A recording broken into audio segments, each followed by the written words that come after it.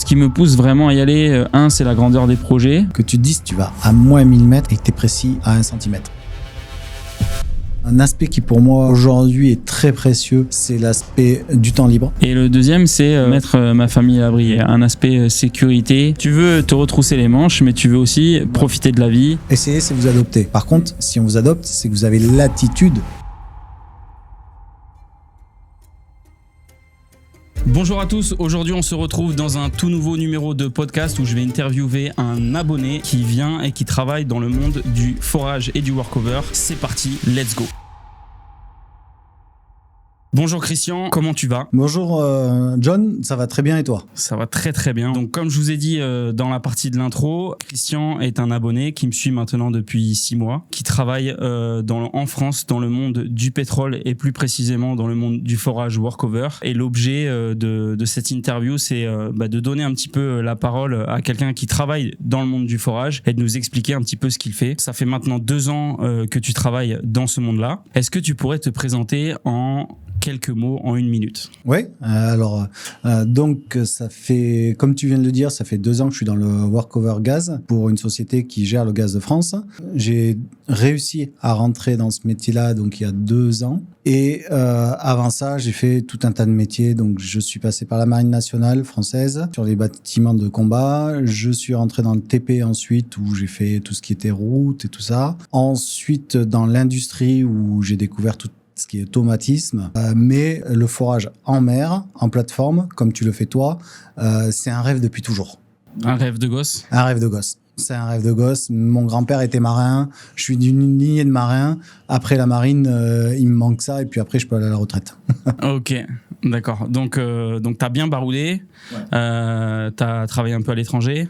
J'ai travaillé pas en expat pour le moment, mais grâce à la Marine nationale, j'ai fait à peu près 20 pays, 40 escales en l'espace de 5 ans. D'accord, ok. Qu'est-ce que tu viens chercher offshore ? Déjà une passion. Dans la passion, c'est-à-dire je vois ces plateformes depuis toujours, c'est quelque chose qui m'attire depuis toujours. Quelque chose que tu as du mal un petit peu à expliquer finalement, qui est un petit peu au fond de toi ? C'est viscéral, ça vit en moi. Ça vient en moi depuis toujours. Quand j'étais dans la marine, on nous parlait du offshore, on nous disait que c'était une suite logique. Ça rentre aussi dans la vie que j'ai eue. C'est-à-dire que le monde du offshore, c'est des rotations. Tu vas être avec les gars sur la plateforme, tu vas être en mer, OK. Il y a de la camaraderie. Voilà, il y a de la camaraderie. T'es les uns avec les autres. Tu parles loin des tiens. Donc, tu dois faire abstraction de beaucoup de choses. Tu dois te concentrer sur ton travail. Il y a aussi de la sécurité. Quand je parle de sécurité, je parle de 2 sens de sécurité. Tu as la sécurité au sens où on est dans un métier très dangereux. Avec beaucoup de stockage d'énergie un peu partout. Voilà. Dans le métier que tu vas faire, c'est aussi dangereux parce que tu es avec plein de machines tournantes, avec plein de choses comme ça. Et tu dois être très rigoureux. Et aujourd'hui, j'ai besoin de rigueur. J'ai fait plein d'entreprises où il y a de l'attitude à vouloir être safety, mais pas de safety. Safety, pour les gens qui parlent pas anglais, c'est sécurité. Voilà. Au niveau sécurité, au niveau des comportements, sécurité au niveau des procédures. Donc, on respecte un certain nombre de procédures de façon à se protéger des dangers et de faire une bonne exécution du travail. Voilà. Et ces choses-là, en fait, aujourd'hui, c'est ce qui me manque le plus, c'est ce que je peux retrouver dans le côté offshore ou onshore, parce qu'on a besoin d'encadrement, de faire les choses en sécurité. Donc voilà. Effectivement. Et ça, tu vois, j'en découvre encore plus avec tes podcasts. Tu donnes quand même pas mal de bonnes infos et c'est ça qui m'a amené vers toi aussi. D'accord. Quand est-ce que tu m'as découvert ? J'ai dû te découvrir, je crois, en septembre-octobre l'année dernière, donc 2025. Pop-up, ouais. Quand tu as commencé à percer. Ça m'a étonné de trouver ton podcast parce que le monde du forage en lui-même est très fermé. Et de voir quelqu'un qui est arrivé à faire de la diffusion comme tu le fais, ça m'a énormément étonné et en même temps, j'étais heureux, quoi. Là, j'étais heureux. Tu ouvres des portes, tu te donnes des clés, tu vas pas tout donner, il faut que nous, on s'investisse. Tu te donnes les bonnes choses, tu me fais penser à mon recrutement quand j'étais dans la marine, quoi. Tu vois, ouais. Quelqu'un t'a ouvert un peu la porte, c'est ça, dans la marine ? Ouais, en fait, dans la marine, c'est simple. Je venais de finir mon dernier diplôme. Je cherchais du travail. J'ai été dans une mission Info Jeune. Cette mission, quand je suis arrivé dans la mission Info Jeune, Je suis tombé sur un officier de marine. Moi, j'arrivais avec ma petite jeunesse, mes cheveux longs, mes Rangers, mon jean troué. Je prends un prospectus, il me regarde, il me fait tiens, ça t'intéresse? Je te donne 2 ans, tel salaire, tu pars, tu vas pas voir ta famille, tu vas devoir vivre avec des gars. L'aventure, tu vas partir, vous êtes 50 dans des chambres à dormir. Est-ce que tu es prêt à partir demain? Je l'ai regardé, j'ai fait ouais, ok, on y va. Et 3 mois plus tard, j'embarquais. Bah, c'est top. Et t'es parti pour combien de temps? 5 ans. 5 ans. C'était 2 ans. T'es quand même rentré à la maison, hein? Alors, je faisais 300 jours de mère par an, ce qui est énorme. C'est trop. C'est trop humainement. Et aujourd'hui, le monde du offshore, c'est justement ce qui est intéressant. Il est devenu intéressant parce que tu as des moments travail et des moments off. Tu vas venir en fait chercher un équilibre. Voilà. Aujourd'hui, je suis arrivé à ce stade-là. Tu veux travailler, donner de ta personne, ouais. Mais tu veux aussi avoir suffisamment de temps pour pouvoir construire aussi tes projets personnels. Voilà. C'est un peu ça. Bah, le rythme de l'offshore et de la rotation, c'est parfait pour ça. Typiquement, moi, j'ai la chance de travailler non pas en Afrique, mais en mer du Nord et non pas en Australie. Beaucoup de personnes de l'audience pensent que je travaille en Australie. Je ne suis absolument pas en Australie. Je suis en mer du Nord, entre l'Écosse et la Norvège. Et la particularité de cette zone, les régulations politiques font qu'on ne peut pas travailler plus de 21 jours en mer. Donc on est obligé de rentrer à la maison après 21 jours. Et du coup, tu rentres 21 jours à la maison. Donc c'est quand même pas mal de temps les fesses posées dans un avion pour pouvoir bouger. Mine de rien, la contrepartie de ça, c'est que je perds 15 jours sur une année à voyager. Oui. Donc c'est 5 mois et demi à la maison, 6 mois sur plateforme. Donc voilà, le rythme, tu vas pouvoir le trouver si tu travailles offshore, notamment en mer du Nord. Mais après, tu peux très bien travailler en Afrique. Et en Afrique, là, on est souvent sur des rotations de 28 jours. D'accord. Voire un peu plus. C'est 28-28, c'est ça? 28-28, c'est 4 semaines. Sinon, suivant les opérateurs, par exemple, si tu pars travailler pour Perenco, ouais. De mémoire, je ne travaille pas pour eux, je ne sais pas. Mais je sais qu'ils sont sur des rotations de 6 semaines. Ah oui, c'est lourd. 6 semaines, ça commence. Ça commence à tirer. Surtout pour ta femme à la maison. Tu travailles en combien? En 12 heures sur des... 12 heures. Ça ouais, toujours. C'est des shifts de 12 heures. Soit tu travailles de jour, soit tu travailles de nuit. Tu vas commencer ton shift, par exemple, à 6 heures du matin. Et tu vas le terminer le soir à 6 heures. Tu manges entre deux. Il y a des pauses, hein, bien évidemment. Oui. Et après, tu dors, tu te relaxes, tu vas à la gym, tu vas dans la salle, la TV room, où tu peux faire un peu de billard, etc. pour t'oxygéner l'esprit. Tu peux éventuellement aller courir sur l'heli deck. Moi, j'aime bien courir sur l'heli deck. Donc, tu tournes un petit peu en rond, hein, tu vois. Donc, tu fais une dizaine de... Le poisson rouge, quoi. Ouais, tu fais le poisson rouge. Mais tu vois, j'en parlais à ma femme la dernière fois et je trouve que c'est un des endroits... je tourne en rond. Ouais. Mais c'est un des endroits où je voyage le plus parce que je pars dans mes pensées et je pars très très loin sur ce que je veux faire, ce que je fais ici, l'immensité des projets qu'on fait offshore. Tu réfléchis à ta journée, tu réfléchis à l'interaction que tu as eue avec les gars. Et là, si ça s'est bien passé, là il y avait un petit peu plus d'huile à mettre. Donc c'est voilà, moi je me ressource beaucoup sur les lead decks. Ouais, tu me fais penser à la marine parce que dans la marine c'était comme ça. J'avais des rythmes qui étaient on va dire monstrueux. Lorsque j'étais sur le Foch, j'étais à peu près à des rythmes de 20 heures par jour. Donc pendant 6 mois. Et mon seul moyen d'évasion, c'était comme toi, d'aller sur les extérieurs et soit regarder un coucher de soleil, soit... Ouais. Et c'est ça. Et en fait, tu vois, c'est ce que je retrouve pas en onshore. C'est ce petit truc qui me manque. Alors en onshore, tu as aussi une particularité entre l'onshore et l'offshore. Pour les personnes qui connaissent pas, l'offshore, on est complètement en mer. On n'est pas du tout à terre. L'onshore, on est à terre. De manière générale, on a un peu moins de support de la part des compagnies quand on travaille onshore à terre, parce que on a moins de moyens aussi qui sont donnés, ça coûte moins cher. Et donc du coup, les entreprises, elles sont plus en mode je laisse faire l'équipe qui est en place et ils vont se débrouiller avec un peu les moyens du bord. Attention, je fais pas des généralités, mais on laisse un peu plus d'autonomie aux personnes qui sont onshore et qui travaillent onshore. Offshore, il y a beaucoup plus d'assistance, tout simplement parce que les conditions sont extrêmes. Et si on n'a pas un outil en question offshore, on va pas pouvoir l'inventer. On est obligé de se le faire affréter par bateau ou par hélicoptère. Et donc, il y a une différence de philosophie à avoir entre l'onshore et l'offshore. Cette différence de philosophie en offshore, tu l'as pas encore. Tu vas la découvrir, mais tu seras beaucoup plus assisté. Par contre, tu peux voir éventuellement un peu moins le soleil soleil, surtout si tu travailles de nuit, et te sentir un peu plus enfermé en étant offshore. Tout ça à travers tes podcasts, c'est justement ce qui est intéressant. En fait, tu me permets de voir la différence de ce que je vis et de ce qu'il y a à vivre. Parce que moi, je reste sur un passé acquis sur la marine. Ouais. Et au contraire, tu amènes les nuances. Et en même temps, d'orienter, de se poser les propres questions à soi-même. C'est-à-dire, quand je te dis propres questions à soi-même, c'est, tu vois, quand on décide de faire du offshore, on peut croire qu'on va partir sur un monde qui est merveilleux, ceci, cela.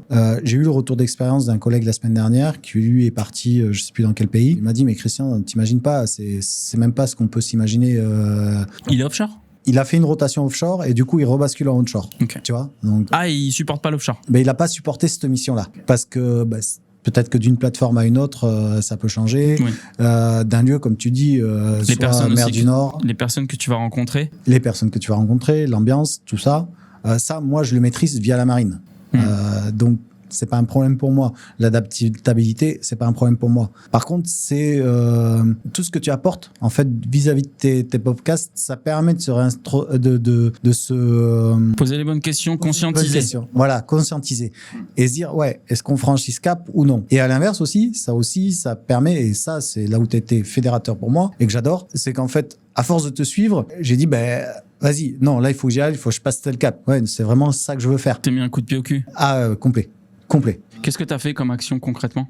Du coup, grâce à toi, je me suis bougé pour passer le Bosiet, Huette Médic, donc à Dunkerque. J'ai réussi à me bouger et à le faire financer par France Travail. Super. Ce qui est très, très dur. Je préfère le dire. Donc, tu as fait une économie de 1 300 €. À 1 700. 1 700 €. Oui, parce que tu as fait la visite médicale aussi. J'ai fait le médic, ouais. Ok. Donc économie, les personnes qui nous regardent aujourd'hui, grosse économie, grosse valeur dans ce podcast. Faites comme Christian, il a fait une économie de 1 700 € en passant le Bosiet, certifié hôpitaux. J'arrête pas de le répéter c'est impératif. En DM. Commencez pas à aller le passer à Lorient ou à Marseille. Vous serez bloqué sur des zones franco-françaises en Afrique. Vous pourrez pas aller à l'international. Et deuxième, il a fait financer aussi la visite médicale. Qui sans ça on peut pas partir. Donc là j'ai le package complet. C'est génial à vivre en plus. Donc c'est marrant. C'est top. T'es dans l'eau là. C'est top. Qu'est-ce que t'as préféré quand on bascule là la bascule. En fait la différence c'était savoir à quel moment le module s'arrêtait pour te libérer et sortir. Ouais. Tu vois, c'est ça. Et après, le faux poumon aussi. Le faux poumon, la gestion du faux poumon. Tu vois, on croit que quand on est dehors, ça va, on fait la gestion du faux poumon. Mais quand on est sous l'eau, qui nous font prendre la respiration. Donc, c'est l'espèce de gilet que tu as et que tu souffles dedans. Tu souffles dedans, et après, tu respires avec cet air-là. Ça te permet de pouvoir sortir convenablement. D'avoir un peu plus de temps. Mais il peut amener un peu de stress. Donc, tu peux finalement. Et voilà. Mais non, l'équipe était géniale en plus. On a eu. Les instructions sont super, la prise en main est vraiment top et ça c'était génial. Mais justement, le rappel de regarder tes vidéos régulièrement, que ça devienne viral sur notre truc, ça m'a dit bouge-toi. Alors, je suis allé à France Travail, vu que je suis inscrit à France Travail, j'ai trouvé les arguments, je suis tombé sur les bonnes personnes, ça aussi, tomber sur les bonnes personnes, ce qui est difficile. Ma conseillère m'a suivi parce que ça fait des années qu'elle me suit. Elle sait qu'à chaque fois je réalise un truc, que je le dis que c'est fait pour quelque chose et que ça va amener des leviers et que ça va amener quelque chose. T'es sérieux dans tes démarches. Voilà, c'est sérieux dans les démarches, c'est solide. Ils connaissent mon projet depuis des années, ils y croient. Donc ça, c'est ce qui est le plus dur. Derrière ça, moi, j'ai 2 collègues qui ont voulu le faire financer par France Travail. Infaisable. Qu'est-ce que tu peux expliquer c'est quoi l'explication derrière ça? Ils n'ont pas réussi à vendre la chose? Non, moi j'ai eu un coup de chance. Donc déjà, le coup de chance, il a été que j'ai fait ma demande en janvier. En janvier, c'était les nouveaux fonds France Travail. Eux l'ont fait en février. Il y avait un blocage par rapport à l'environnement économique. Voilà. Pas le bon timing, et ça tu le dis souvent dans tes vidéos. Le timing, il est là, il faut le prendre. Donc je déconseille de faire la demande en novembre-décembre, puisqu'il n'y a plus de fonds dans les caisses. Si vos infos, vous entendez que France Travail va devoir lancer des opérations, faites-le à ce moment-là. Après, j'avais donné les mêmes leviers à mes collègues comme moi, j'aurais envoyé mes lettres de motivation, tout ça. Malgré ça, ça n'a pas marché. Donc là, tu es en train de revoir ton CV, ta lettre de motivation, parce que la next step, c'est quoi derrière? C'est ça, donc c'est suivre tes indications. En fait, je suis quasiment à la lettre que toutes les infos que tu nous donnes, parce qu'elles sont bonnes. Tu les as trouvées où? J'ai pris le starter pack. Le starter pack. Et grâce à ton starter pack, ça me permet de montrer mes erreurs. Pourquoi, malgré mon CV, parce que j'ai quand même un sacré CV, je suis toujours pas parti offshore. J'ai quand même 49 ans. C'est pas normal que tu sois pas aujourd'hui encore parti offshore vu le profil que tu as. Voilà, on parle depuis quelques jours. Donc il y a des erreurs qui ont été faites. Et mes erreurs. Notamment sur le CV. C'est mes erreurs. Ouais. Mes erreurs et aussi mon manque de connaissances. C'est-à-dire que qu'est-ce que le starter pack il apporte? Il apporte le manque de connaissances qu'on n'a pas, parce que c'est un métier qui est ultra fermé quand même. Et ce métier, comme il est ultra fermé, pour avoir de l'info, il y en a pas. Ouais, il y a personne sur les réseaux. Hein. Et les gars qui ont l'info, ils vont pas te la donner, sauf si tu es fils d'eux. Oui, parce qu'à chaque fois, on entend tout le temps, ouais, faut être pistonné, ouais, t'es un mytho, ce que tu racontes, c'est faux. Exactement. Et en fait, ton starter pack, c'est un booster. Voilà, ouais. C'est tout simplement un booster. T'accélères, quoi. T'accélères. Tu trouves enfin les bonnes infos. Tu commets plus enfin les mauvaises erreurs. Grâce à ça, sur LinkedIn, je me suis lancé à un moment donné. Je me suis pris en main. J'ai envoyé des CV. Contrairement à d'habitude où t'as même pas de réponse, j'ai quand même eu des réponses de Atlas. Mais des réponses personnelles, c'est-à-dire c'est une personne de chez Atlas qui m'a répondu avec son profil LinkedIn. Donc là, c'est en cours. Tu vas avoir probablement des entretiens qui vont arriver. J'ai eu des entretiens. Okay. J'avais été sélectionné pour un process Schlumberger sur Paris, sur un rig école qui devait démarrer en janvier-février. Finalement, dernière minute, ils ont pris un autre profil, mais d'un gars qui s'est libéré, qui connaissait très bien ce rig et qui avait plus d'expérience, donc je regrette pas. Mais pour montrer, j'ai quand même un CV qui tient la route, puisque Schlumberger m'a quand même, à un moment donné, considéré et mis dans un programme. Ok. Donc, non mais je suis arrivé 2. Enfin, moi je le dis, c'est pas normal que. Mais on va corriger le tir et tu vas partir offshore. En tout cas, moi je vais me donner. Tu feras partie de ces 10 personnes que je souhaite partir offshore. Je veux sur ce compte Instagram 10 personnes qui reviennent vers moi et qui me disent John, grâce à toi, je suis parti offshore, ou en partie grâce à toi. C'est pas moi qui vais faire tout le travail, je suis pas magicien. Mais si je peux motiver 10 personnes et qu'à la fin il y ait 10 personnes qui partent offshore et que tu en fasses partie, j'aurais rempli ma mission avec ce compte. Mais de toute façon, considère que, honnêtement, moi, mon point de vue personnel, et c'est mon expérience, c'est tout ça, tu le fais et tu y contribues tous les jours. Tu le fais et tu y contribues tous les jours.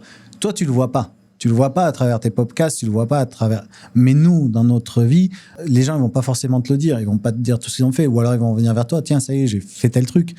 Mais tu y contribues et.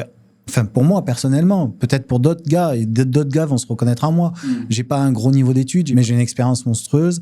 Et tes podcasts permettent de prendre les bons leviers et de les activer.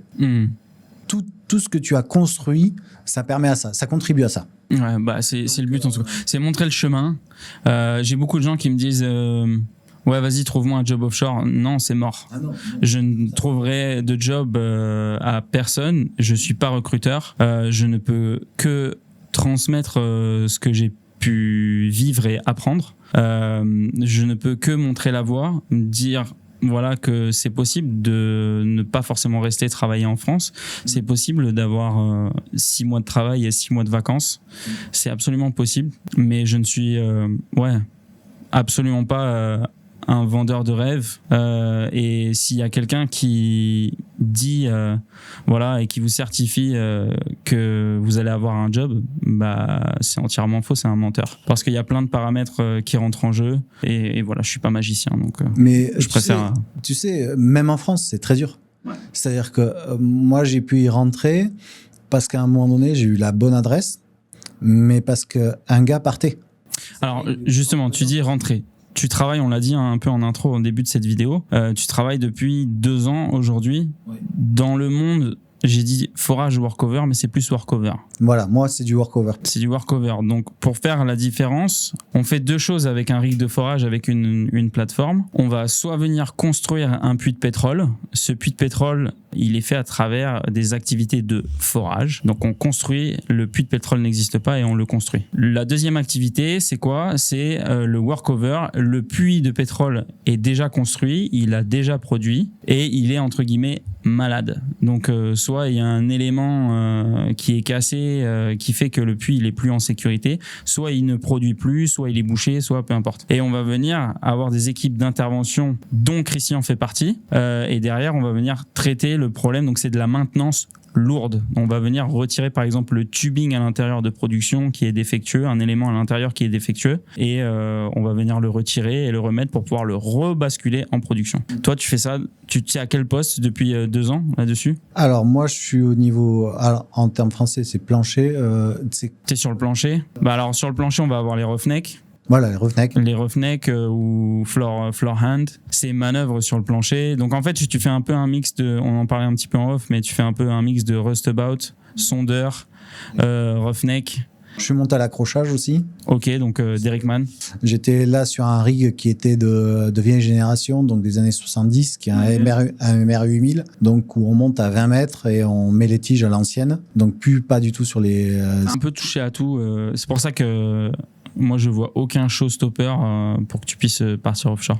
Les seuls showstoppers, en fait, c'est moi les erreurs que je fais. C'est-à-dire, c'est par manque de connaissances. On va les corriger.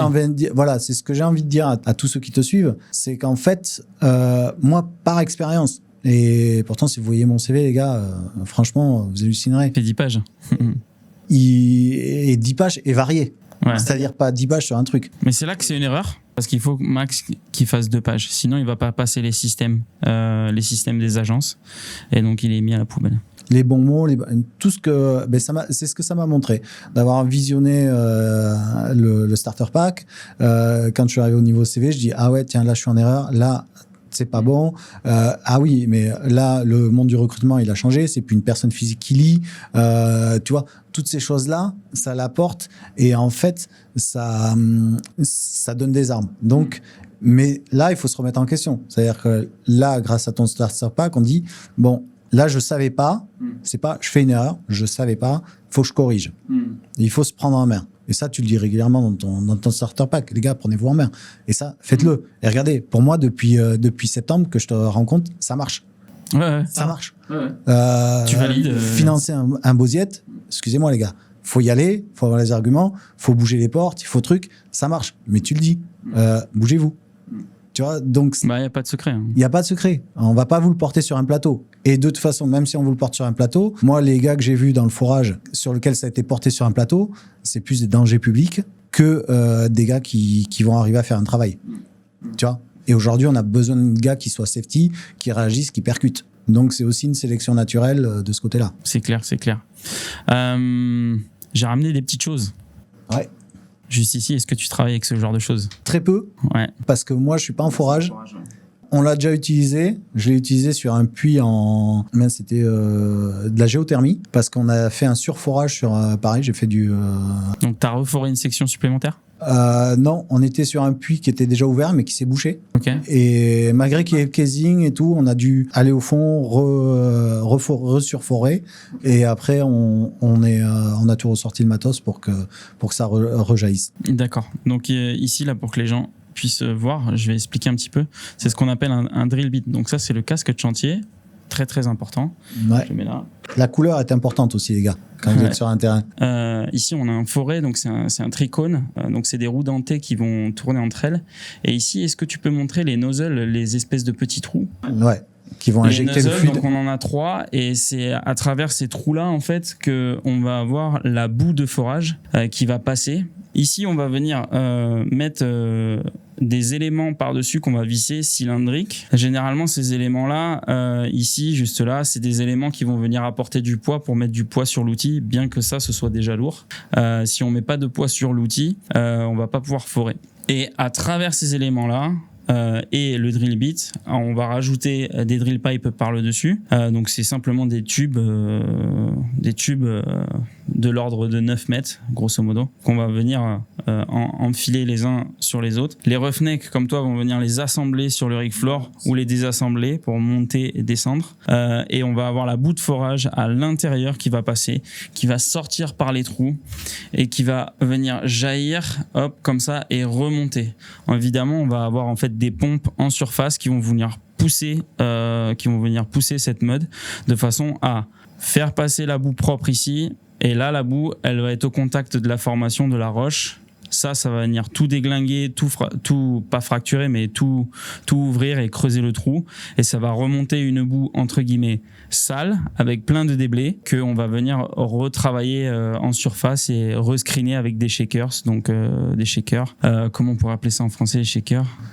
Shakers, c'est des tamis. Des tamis tamis vibrants qui vont en fait vous enlever ce qu'on appelle les cuttings. Ouais. Et en fait, les cuttings, c'est ni plus ni moins que tous les copeaux de terre qu'on va enlever.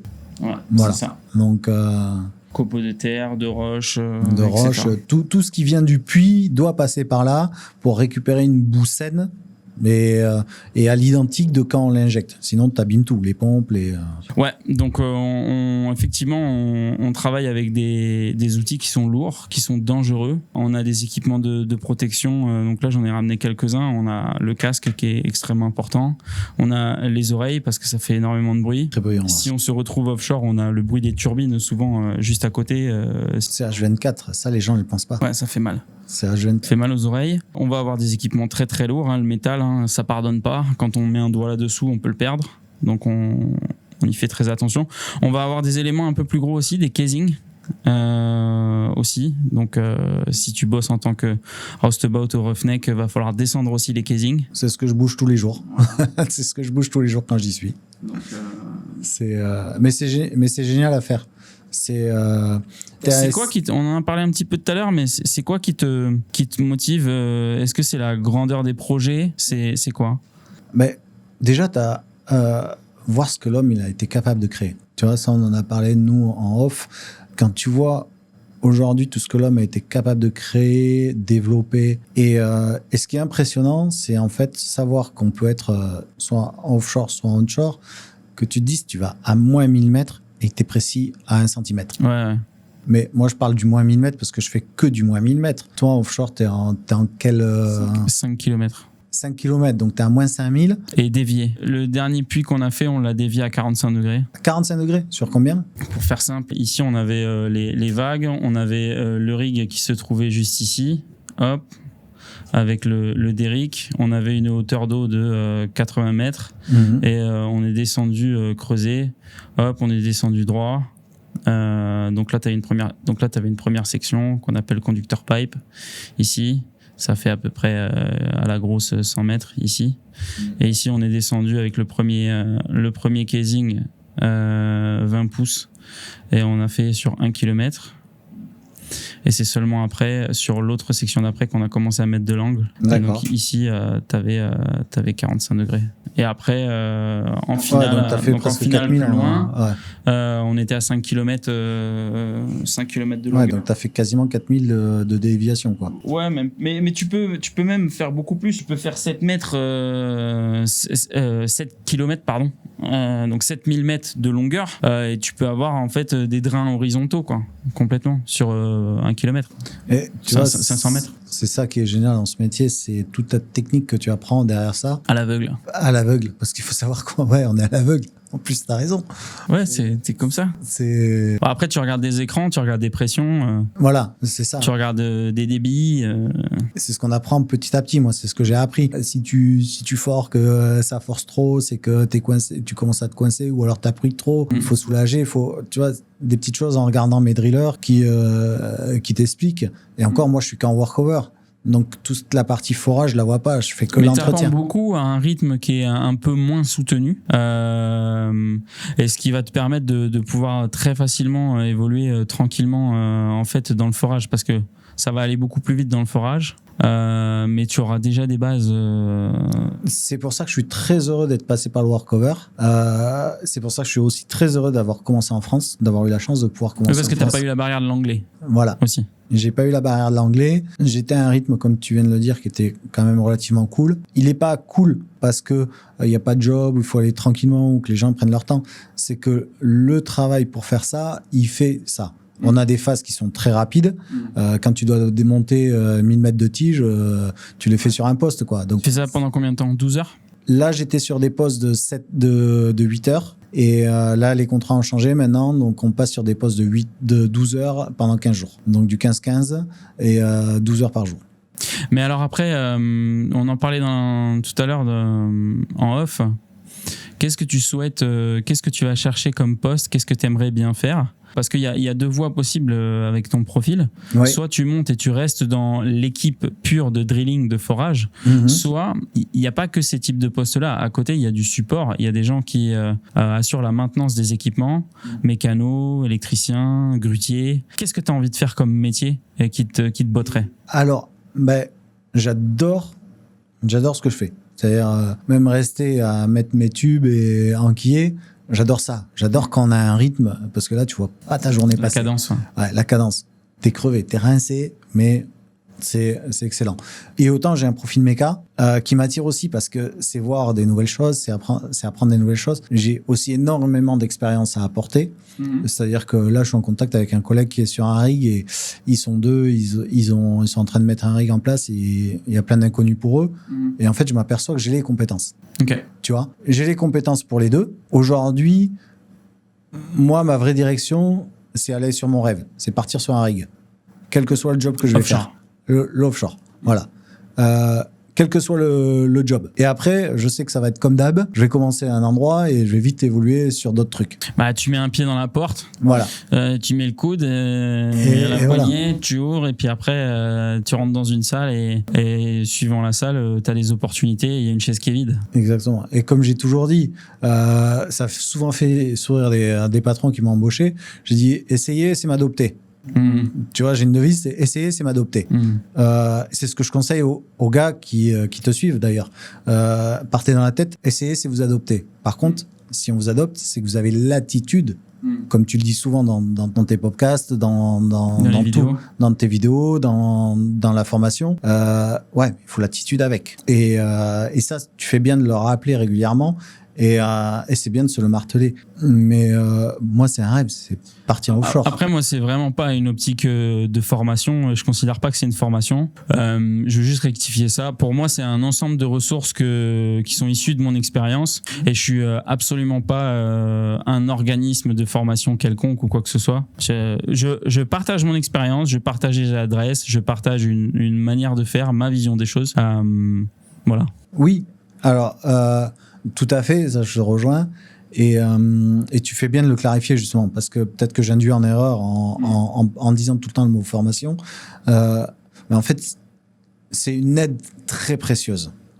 C'est vraiment une aide très précieuse pour quelqu'un qui a ce rêve, pour quelqu'un qui a envie d'y aller. Voilà, pas forcément ce rêve, mais quelqu'un qui veut y aller. Non, parce que c'est difficile, hein. C'est pas fait pour tout le monde.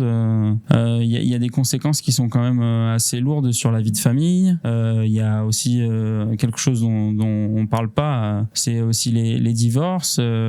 Ça peut peser aussi sur les enfants. Moi, mes enfants, voilà, j'ai ma grande qui pleure à chaque fois quand je m'en vais. Ouais, c'est pas forcément facile. D'ailleurs, je rebondis. Moi, ce qui me pousse vraiment à y aller, c'est la grandeur des projets. Je mets mes pieds dans des endroits où personne ne va, où très peu de personnes vont. Et le deuxième, c'est mettre ma famille à l'abri, un aspect sécurité. Mais est-ce que après t'as l'aventure, le côté aventure. T'es plutôt quel profil, toi? Est-ce que t'as des enfants? Alors moi, j'ai pas d'enfants. J'ai ma compagne qui est ultra baroudeuse. Là, elle est du côté de la Grèce et tout ça en 4x4. Donc elle, son job, c'est s'occuper de la logistique. Moi, je vais travailler. Quand je vais pas travailler, je prends un avion, je la rejoins et on baroude ensemble. Donc tu vois. Et après, voilà, il y a l'aspect financier. Il y a aussi un aspect qui pour moi aujourd'hui est très précieux. C'est l'aspect du temps libre, parce que j'ai passé ma vie à avoir des jobs qui m'amenaient loin de chez moi. J'ai des projets personnels, je suis en train de refaire une vieille maison à la campagne, on a un petit terrain de cross, on a des trucs comme ça. J'ai de l'investissement à faire. J'arrive à mes 50 ans. Maintenant, j'ai envie je veux donner au travail, mais derrière, je veux en récupérer quelque chose. Je suis plus dans... Ouais, tu es prêt à... T'as un sens du sacrifice, comme beaucoup de gars qui font partie de la communauté, mais il faut pas que ce soit pour rien. Et c'est vrai qu'en France, on peut avoir l'impression que les efforts sont donnés et il n'y a pas suffisamment de retour par rapport à tout ça. Ouais. Je l'ai vécu. Ça, c'est un vécu. C'est-à-dire que là, pendant ces 7 dernières années, avant d'être en onshore, je travaillais pour des sociétés qui montaient des usines. Moi, j'arrivais, c'était des hangars vides qui faisaient... tu mettais en place des lignes de production. Je mettais toute la ligne de production, je gérais mes équipes, je gérais entre 60 et 80 bonhommes. Donc, tu vois, du jour au lendemain, j'ai tout plaqué pour revenir tout en bas de l'échelle et travailler plus physique que ce que je faisais. Donc, je mettais mes lignes de production, mais à côté de ça, c'était à peu près 11 mois et demi de déplacement par an. Donc, sans rentrer chez moi. Quand je partais en vacances, les gens me disaient... Comme les militaires. J'ai des gars militaires là qui me suivent et ils me disent « Ouais, ça fait 4 mois que je suis parti et en sous-marin et tout. » Je l'ai fait, sous-marin. Tu vois, ta femme et tout, les gosses, c'est... Sous-marin, c'est le pire des métiers. Enfin, de ce côté-là, relationnel, parce que faut savoir un truc, c'est sous-marin, tiens, regarde, là, on est l'équivalent d'un sous-marin. Ça fait à peu près cette taille, ça fait ce diamètre. Très beau studio, la voûte. Voilà. Gros big up à Julien. Mais essaye d'allumer ton téléphone et d'appeler ta femme maintenant. Tu peux pas.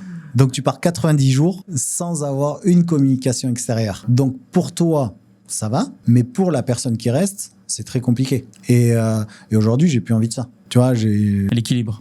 J'ai envie d'un équilibre. J'ai une famille qui m'attend, c'est-à-dire que j'ai ma femme, mais j'ai pas d'enfants. J'ai mes neveux qui m'attendent, qui eux m'ont pas vu pendant très longtemps. On a une famille très soudée où on fait bien nos conneries ensemble.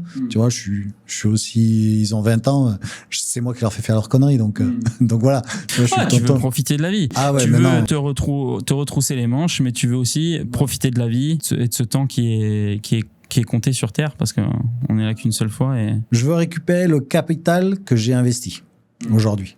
C'est peut-être brut à dire, mais je veux récupérer ce capital temps. Ok, tu parles pas de capital financier, tu parles de capital temps. Capital temps, avant le capital financier. Le capital financier, j'en ai besoin aussi, je le prends. Mais ça, on va travailler pour un capital financier. Mais capital temps, aujourd'hui, c'est ce qui prime pour moi. Magnifique. Est-ce que tu veux qu'on aborde un sujet précis sur quelque chose? Est-ce que tu as une question sur le forage? Ouais, j'ai lu par rapport à tous les conseils que tu nous donnes et tout ça, au niveau des métiers. Toi, maintenant qui connais un petit peu mieux mon profil, l'idéal, qu'est-ce que tu me conseillerais par rapport à... Enfin, où tu m'orienterais, où tu me dirais, tiens, peut-être comme ça ou comme ça pour... Toi, tu es vachement à l'aise avec la méca. Ouais. Moi, je te conseillerais plutôt un poste dans la maintenance méca. Pas forcément... Parce que tu as aussi, excuse-moi, mais tu n'as pas 35 ans, tu n'as pas 30 ans. Voilà. Tu as déjà donné, tu as déjà retroussé tes manches, tu as déjà dépensé beaucoup d'énergie. Pour moi, je te conseille de rentrer Roustabout Roughneck, et une fois que tu as mis le pied dans le truc, là, dans la pièce, tu as mis le pied dans la porte, tac, tu bifurques vers un poste, ça va se faire de manière assez facile, vers un poste de mécanicien. Donc tu vas être assistant méca pendant 1 an, 2 ans. Et derrière, tu vas très vite monter, tu vas être mécanicien, mécanicien, donc tu vas venir intervenir sur tous les équipements en maintenance. Tu peux très bien intervenir sur la top drive, tu peux très bien intervenir en fait sur le diesel engine. Ouais, sur le diesel. Tu vois, sur le diesel engine qui nous fait de l'électricité à bord.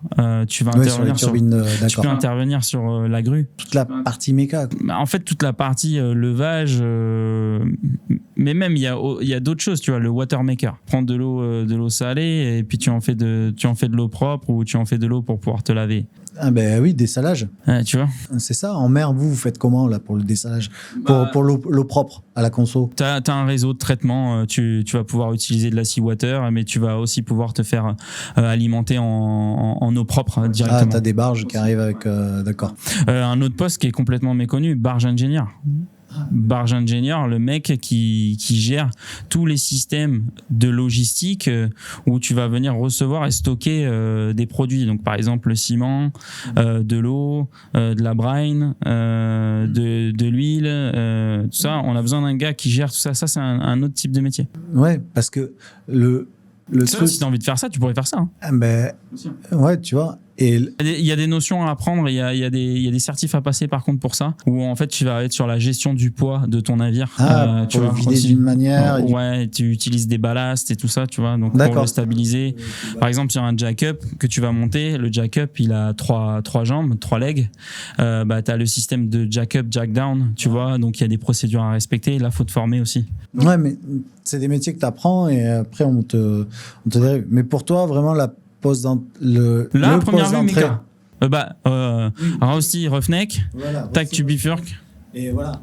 Mais après, ce serait aussi possible, si on force un peu, ce serait aussi possible que tu partes direct mécano. Il y a pas une manière de faire, il y en a plusieurs. Moi, je veux te dire, quand j'ai commencé ce métier, pour être honnête avec toi, j'ai toujours voulu, tu sais, j'ai toujours vu les roughneck et les gars mettre les tiges et tout ça, et je voulais commencer par ça. C'est bête, hein, ouais. Mais je partais du principe que si je l'attaquais autrement, ce métier, je le vivrais pas comme il faudrait vivre. Mais après, c'est parce que moi, c'est une vocation. Tu vois, c'est une vocation, c'est un rêve, c'est un truc. Et de voir ça. T'es un builder, tu construis. Je construis. J'ai toujours pris mes métiers, pareil. Chaque métier que j'ai pris, je les ai toujours repris à la base. Pourquoi à la base ? Parce que t'apprends à respecter les gars qui sont en bas de toi, tu vois. Si tu arrives déjà en haut avec terrain conquis, il n'y a pas de respect. Et j'ai vu tellement de gars mal gérés, mal... Ça ne veut pas dire ne pas avoir confiance en soi. Ça ne veut pas dire ne pas avoir confiance en soi. Au contraire, moi, c'est ma force. Et c'est comme ça que je fonctionne. Je suis ici de niveaux d'école qui sont très bas. Je m'en suis toujours sorti. J'ai toujours gravi les échelons. On m'a toujours mis rapidement sur des postes à responsabilité. Mais parce que, justement, derrière, il y a le respect des gars et tout ça. Il y a comment prendre les gars pour mieux les faire performer. Mais mon avis, c'est de rentrer en bas. Mais il faut pas y rester trop longtemps non plus. Non, voilà. Après, au bout d'un moment, maintenant, j'ai besoin d'autre chose. Tu vois, j'ai fait 2 ans, je suis très content et je continuerai encore. Mais si je peux aller en offshore, c'est top. La différence pour toi entre mer du Nord, Afrique et par exemple Australie, qu'est-ce que... Australie, pas fait. Afrique, j'ai fait. Afrique, j'ai fait dans un environnement de production. Donc, on produisait les puits de pétrole, on les forait pas. Donc, c'est différent. Ah, la différence, ouais, c'est tu produis. Je te prends un FPSO. Ouais. J'étais sur un FPSO. Donc, c'est à 5 km des côtes en bateau. T'as 2 km de flotte avant de toucher les fonds marins et les puits de pétrole ils sont forés après. Tout ça, le FPSO il est raccordé aux puits de pétrole qui produisent et là tu vas venir, c'est une usine en mer, tu vas venir faire l'extraction de l'huile, de l'eau, du sable et du gaz. D'accord. Direct. Et tu vas venir exporter ton gaz. J'en parle dans le pack. Tu en parles dans le pack. Tu vas venir extracter ton gaz, le séparer à travers un train de compression, etc. et le venir l'envoyer à terre par le gaz export pipeline et tu vas remplir tes cuves à l'intérieur d'huile de pétrole et tu vas avoir un tanker qui va venir tous les 7 jours suivant la capacité. En fonction de ta production. Il va venir vider ses cuves et remplir ses cuves à lui, le tanker, et après il va partir dans les raffineries et là c'est plus du tout dans les mains des producteurs, c'est dans les mains du trading. Donc les gens qui vont venir trader, trader, ok, c'est mieux que tu partes en Belgique en raffinerie, non, fais demi-tour. Ça c'est plus mon domaine de compétence.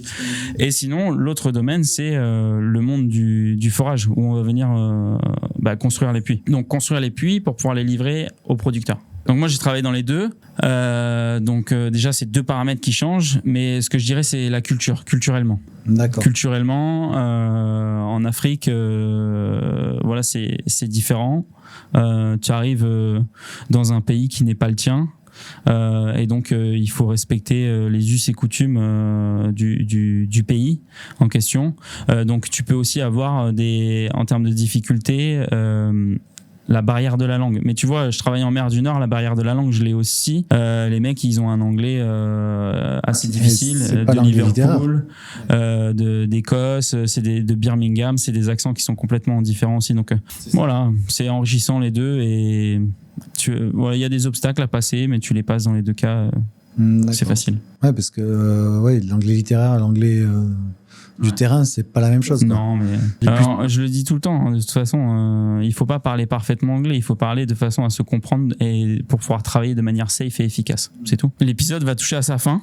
Ah, d'accord. Qu'est-ce que je peux te souhaiter pour cette année 2026 ? De partir avant la fin de l'année. Merci John. Merci à toi. Allez, Merci, Christian. avec plaisir.